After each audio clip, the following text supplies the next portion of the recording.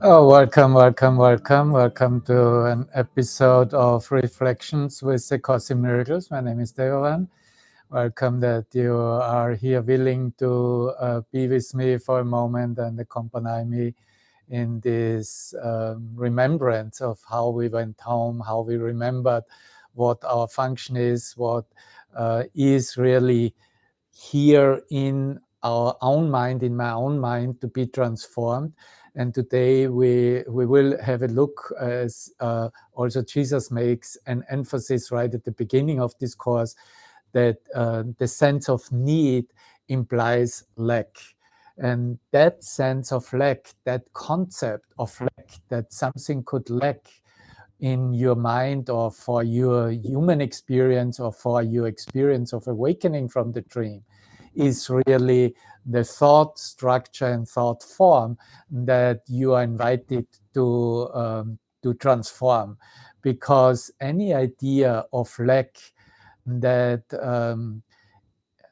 is not natural to your Christ mind, to your Christ consciousness, is based on an ego doctrine, on an egoic perspective where the meaning of things, where the judgments of things, where the judgment about persons, the judgment about the world, judgments about yourself play a role and have become important. And now, in that undoing process, what we are really invited to is the undoing of the letting go, the invitation of letting go of this type of thought structure, and to turn to what is eternally yours, eternally mine. And so, this thought structure is literally a thinking with the Holy Spirit, a being with Him, a being as Him, an extension of Him. So it might be, if you're familiar with this Course in Miracles, also quite acceptable for you if I let you know that the Holy Spirit is really this correcting device as yourself in your own mind. And it is really just the matter of the decision to use it, the matter of the choice to see this is acceptable. The whole universe, the whole mind is accessible for me. And I'm willing to use that. And so we have been given in the Course in Miracles something for applications called a lesson of the day for those who are new to this. And there is an invitation extended to undergo a mind training period of 1 year, 365 lessons. And if you are practicing as I started from the beginning of the year, then you are in the 300 lessons, today lesson 302. And this sequence of lessons of 301 to 310 is under the auspices of Christ consciousness, because he's talking about qualities and faculties of mind that represent your Christ consciousness, your Christ light. And so we have started out on yesterday with this sequence of 10 days with the lesson 301, in the idea God himself shall wipe away all tears. And of course you can understand that that expression of God is literally the Christ standing next to you. And so reflecting your own Christ light. And it is Christ that gives you all consolation, all hope, and releases you, helps you that you can leave this maze of self-inflicted self-pity and the misery of staying in pain and in suffering, and telling oneself in a narrative, how poor am I and what I all need, and I'm not gonna get it, and because there's so much lack all around. And that's really what the world represents. Look around, how many people are starving, how many children are threatened to starve, how many people are living substandard and cannot apparently come up with an income to have a relaxed dream life during that what they call body existence lifetime. So this is all part of this nightmare of the ego dream in order to demonstrate, hey, look, there is lack all around. The world represents lack, and this is what you are. And literally the ego wants to demonstrate you are in lack of the light of Christ, of the light of God, of the love of God, and therefore would be doomed literally for death and staying in that condition as a separated body, always in the sense of needing something, needing more. Now, the only thing that really liberates the human consciousness from this sense of needs and lack is an experience. Of course, there's no other way, because everything is set in terms of need and lack within the separated thought system of the ego. So, as we said, so we train literally in a new application to see things that there is Christ light, always giving us a different, a new perspective about how to see ourselves, how to see each other, how to experience ourselves in whatever situation of apparent lack and need. And so the expression in that lesson yesterday was, I cannot suffer pain, because unless I judge, I cannot weep. And it offers here the perspective of the home, because I will no longer judge this world. I judge it not. And therefore, is it what you will? I leave that to be shown by that Christ mind to me, to God Himself, for this revelation of seeing the light everywhere. And this is really the teaching, right? We are inviting ourselves to a new way of seeing, that we can see everything in a new light.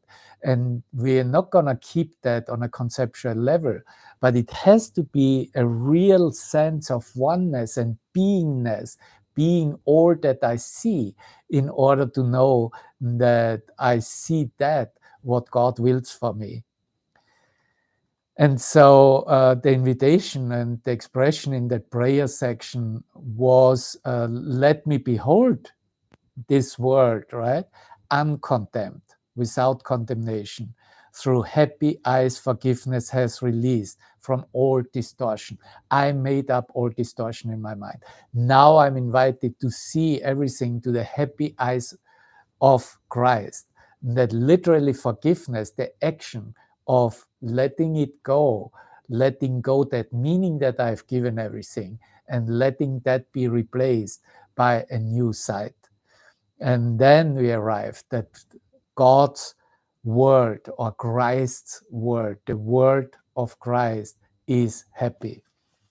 And so it continues in lesson 302, that expression, what the effect of that Christ vision is, or of that seeing with Christ. And the title of the lesson is, Where Darkness Was, I Look Upon the Light. So this is the effect when I let the light of Christ shine on the world I see, that the dark images, the demonstration of pure ego and separation, is now looked upon with the light. And also here it comes to a clear expression. We see now that darkness is our own imagining. It is what we made up in our own mind. It is the same thing. Those dark thoughts are the thoughts that define lack in the consciousness and project it onto the world and say, okay, I need more, this. But what we are really in need of is solely and nothing else than the grace of God, God Himself in our mind, in our experience. The light, we are in need of light and love, of qualities of eternal beingness. So we see that darkness is our own imagining, and light is there for us to look upon. It is there. And if you don't believe it, just be quiet. Just be still an instant. Just quieten down in your mind. Let everything go where the busyness of the world invites you of do this, do that. Just quieten down. Just be an instant in silence. And you immediately realize what is eternally here, eternally present. What God as that Christ consciousness or that Christ light is within our own mind. Wonderful, isn't it? What a relief. What an awakening. And what an understanding, new understanding from that allowance that there is something changing those dark thoughts. And they are changed into light through Christ's vision of Christ. And he continues saying in that lesson that fear must disappear where love has come. Because you experience love, an open heart, an open mind, soul. Fear is gone. Love is present. And from there, all these lessons are about Christ, and Christ, as I said, Christ expressions, Christ revelation. In lesson 303, we remember that it is the Holy Christ that is born in me today, now. Earthly sounds we let be quiet. Sights to which I'm so accustomed to, I let disappear and see how they disappear. I let Christ be welcomed because he is at home in me as that love, as that light, as that grace. He is born again in me.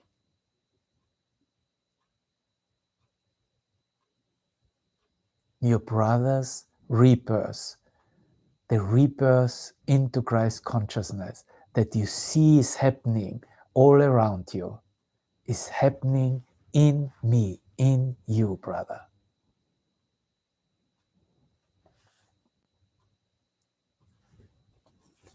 And so it goes on and on in this sequence of these 10 lessons, showing us those qualities and demonstrating how these qualities are really determining our experience. Because what is the second coming? That recognition that the first coming was the creation, but now the second coming is really that correction of that old way of seeing and perceiving. And to allow that correction is our return to sanity. And he will also say in these introductory words that all minds, with your mind, all minds are given to the hands of Christ to be returned to spirit. We are returning home to our source of being. And it is not a timely occurrence. It is a recognition and realization of a complete new opening of heart and mind in the present moment.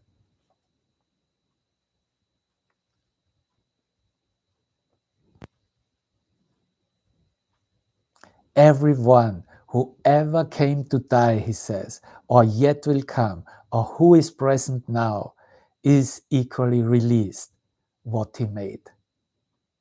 And in this equality is Christ restored as one identity. The identity I am still as God created me, in that recognition. The identity, the one identity in which the sons of God acknowledge that they all are one. One, not two. One. A oneness that doesn't have a two or more, that doesn't have anymore another or a future, another moment. And this helps us to come also how Jesus teaches us at the beginning of the course, how it was given to Helen Schackman, that we call the original notes or the Urtext, and expressing also how all that was basically level confusion, that was distorted perception, that was wrong thinking, is miraculously corrected by the miracle that is that allowance of that correction, of that replacement of perception here as something and someone into a light reflection of Christ. So we were talking about, we left it the last time with that invitation that he gives us, no matter what wrong perception or distorted thinking is still harassing you or presenting itself, just turn immediately to him. Turn to him, turn to me, he says, by denying the power of the fear, denying the power of the ego, denying the power of the devil, we said previously, and ask me to help you to replace it with love. Whatever the situation is, we were talking a lot about sexuality, sexual conversion, to invite him, allowing him to replace it with love, with his will. Acknowledge the true creative worth of yourself and the other one. And this places strength where it belongs. So in all our actions and exchange, because when there's need and lack, mind wants to exchange. Master teacher just said that in a video, that you need that judgmental mind and hold that literally in a separated perspective of yourself. And then the mind runs off into fulfilling its needs and still not acknowledging that the basis is lack.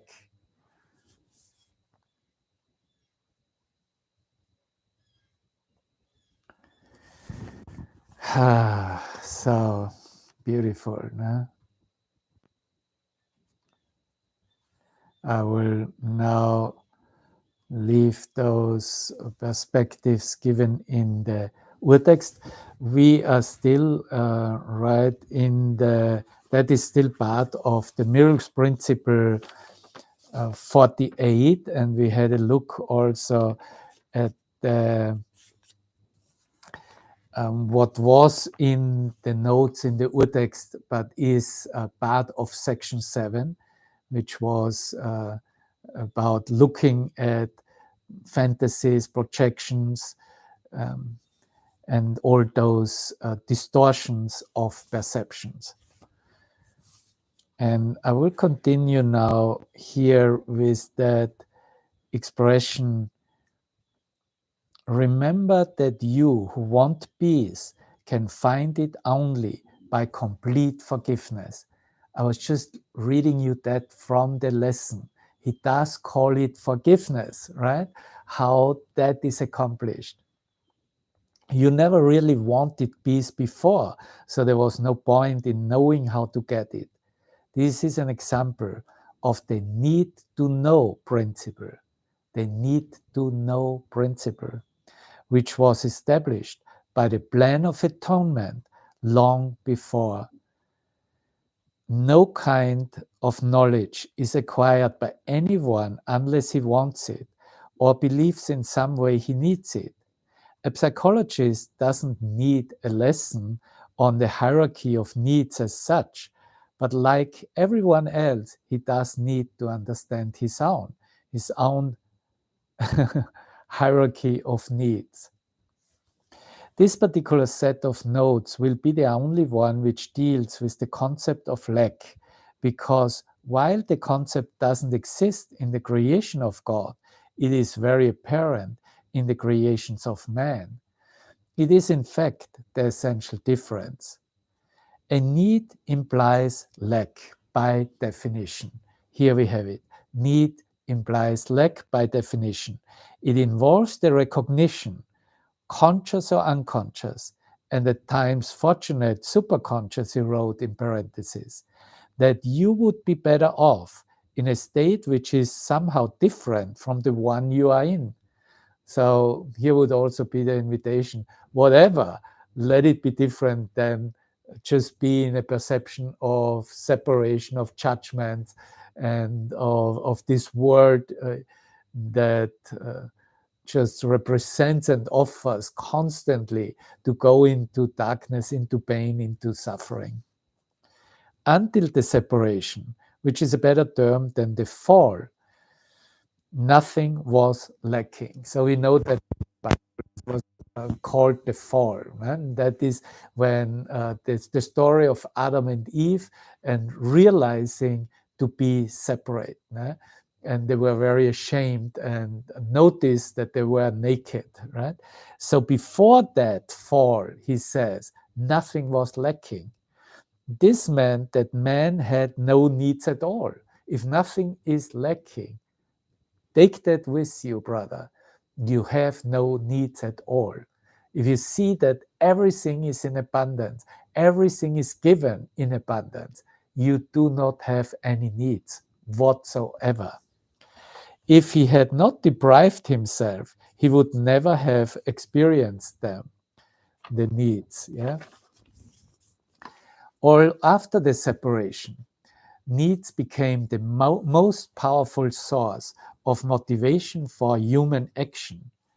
All behavior is essentially motivated by needs. Wow, all behavior. Everything that we share and exchange as human beings, as expressions, how to communicate, how to behave, how to walk along with each other, is essentially motivated by needs. But behavior itself is not a divine attribute. Behavior is not a divine attribute. So the teaching must be, it is not about changing the behavior, it is about changing the thought structure in the mind, to change my mind about everything I see and think about. That is what this mind training is about, not to be a better behaving human being. The body is the mechanism for behavior. And ask any behaviorist, and he is right too.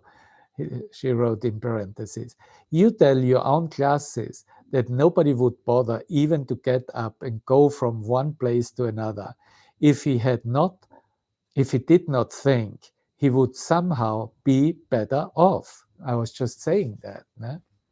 That being better off is also then to be better communicative, to have a nicer appearance, to have more friends, to be better acknowledged and recognized in your family ties, whatever, to be better off. This is very true. Believing that he could be better off is the reason why man has the mechanism for behavior at his disposal. And this is why the Bible says, by their deeds ye shall know them. A man acts according to the particular hierarchy of needs he establishes for himself. His hierarchy, in turn, depends on his perception of what he is. Of what he is. For example, what he lacks. This establishes his own rules for what he needs to know. Separation from God is the only lack he really needs to correct. And that's why I said before, that is your only need. You just need God in your life. You need God in your mind. Separation from God, that experience of split mind, is the only lack that the Son of God really needs to correct. But his separation would never have occurred if he had not distorted his perception of truth, and thus perceived himself as lacking. The concept of any sort of need hierarchy arose because having made this fundamental error, so need hierarchy, because having made this fundamental error, he had already fragmented himself into levels with different needs. Fragmentation into levels with different needs. He has, as he integrates, he becomes one, and his one need becomes one accordingly. Only the fragmented can be confused about this. Internal integration within the self will not correct the lack fallacy, will not suffice to correct the lack fallacy, but it will correct the need fallacy. Thank you for writing this as given. Unified need produces unified action because it produces lack of ambivalence. The concept of need hierarchy, a corollary to the original error, requires correction at its own level before the error of levels itself can be corrected. So the need hierarchy, that concept of need hierarchy. Man cannot operate or behave effectively while he operates at split levels. But as long as he does so, he must introduce correction from the bottom up. So an entire correction that comes from the core, from spirit itself, right? This is because he now operates in space where up and down are meaningful terms. Ultimately, of course, space is as meaningless as time. The concept is really one of space-time belief. The physical world exists only because man can use it to correct his unbelief. The physical world exists only because man can use it to correct his unbelief, which placed him in it originally. As long as man knew he did not need anything, the whole device was unnecessary. The need to know is not safely under man's control at this time. It is much better off under mine. Those are the words of Jesus Christ, right? And that's why he says also, I'm in charge of the atonement. Let me be in charge of the atonement. When you were in charge of the atonement in other continuums, it didn't work. You literally abused it. So the need to know is not safely under man's control because it becomes a situation where it becomes literally a using the entire power to stay here or to manipulate something in the dream, or again to use it for attack and defense. Let's just leave it at that. The other question, however, I'm more than willing to answer because it is appropriate for now. You and Bill both chose your present sex partners shamefully and would have to atone for the lack of love which was involved in any case. So here's an example how lack is, especially in the special relationship experience, there's a lack of love which gets involved. You selected them precisely because they were not suited to gratify your fantasies. This wasn't because you wanted to abandon or give up the fantasies, but because you were afraid of them. You saw in your partners a means of protecting against the fear, a means of protecting against the fear. But both of you continued to look around for chances to indulge these fantasies. I mean, probably we all know that from our human experience at some point. No? That is what we did. And then just to look around for chances to indulge the fantasies. The dream of the perfect partner, for example, okay? The dream of the perfect partner is an attempt to find external integration while retaining conflicting needs in the self, maintaining conflicting needs. That's why you see it needs to be from the bottom up. It needs to be literally rooted out in the mind from where we were drawing our thoughts in order to experience ourselves lovingly, but still in separation and still in that lack and need conception of letting that be intact as if it would have a reality. Bill was somewhat less guilty of this than you, but largely because he was more afraid. He had abandoned the hope of finding a perfect partner in a neurotic sense of despair of finding it. You, on the other hand, this is directed to Helen Schuckman, insisted that the hope was justified. Neither of you, therefore, was in your right mind. As we said before, homosexuality is inherently more risky or error-prone than heterosexuality, but both can be undertaken on an equally false basis. The falseness of the basis is clear in the accompanying fantasies. Homosexuality always involves misperception of the self or the partner, and generally both misperception. Penetration doesn't involve magic, nor does any form of sexual behavior. It is a magic belief to engage in any form of body image activity at all. It is a magic belief. Just remember that. It's not bad and not sinful, and you're not condemned to hell, but it is a magic belief to engage in any form of body image activity. You neither create yourself nor control your creation. By introducing levels into your own perception, you open the way for body image distortions. The lack of love or faulty need orientation, in parentheses, which led to your particular person, not object choices, person choices, can be corrected within the existent framework and would have to be in the larger interest of overall progress. The situation is questionable largely because of its inherent vulnerability of fantasy gratification. Doing the best you can within this limitation is probably the best corrective measure at present. Any relationship you have undertaken for whatever reasons becomes a responsibility. If you shift your own needs, some amount of corresponding shift in the need orientation of the other person must result. This will be beneficial, even if the partner was originally attracted to you because of your disrespect.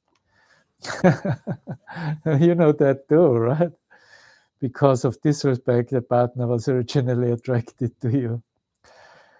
Teaching devices, which are totally alien to a learner's perceptual system, are usually merely disruptive. Transfer depends on some common elements in the new situation which are understandable in terms of the old. Man can never control the effects of fear himself because he has created fear and believes in what he creates. In attitude, then, though not in content, he resembles his own creator who has perfect faith in his creations because he created them. All creation rests on belief, and the belief in the creation produces its existence. This is why it is possible for a man to believe what is not true for anyone else. It is true for him because it is made by him. Every aspect of fear proceeds from upside-down perception. It is an upside-down perception.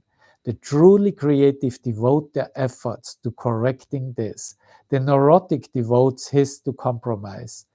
The psychotic tries to escape by establishing the truth of his own errors. It is most difficult to free him by ordinary means only because he is more stable in his denial of truth. And here we arrive at the 49th Miracles Principle, and we will leave it today with that. But it was, for me, a very interesting aspect to look into those descriptions that Jesus gave in this original version that has been so much edited that, of course, all those passages you cannot find anywhere. But now coming back to the Miracles Principles that is in the edited version too, the miracle makes no distinction among degrees of misperception. It is a device for perception correction, which is effective quite apart from either the degree or the direction of the error. This is its true indiscriminatedness.